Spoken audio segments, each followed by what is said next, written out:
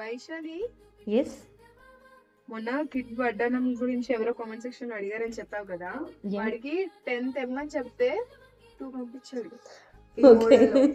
ఈ మోడల్లో వేరే మోడల్లో ఉన్నాయి, బట్ ఈ మోడల్లో మనకి 2 వచ్చాయి. జస్ట్ ఎవరైనా ఇంట్రెస్ట్ ఉన్న వాళ్ళు పర్చేస్ చేస్తారని వీడియో చేస్తున్నాను, లేకపోతే స్టాక్ అంతా వచ్చాక చేద్దాం అనుకున్నా.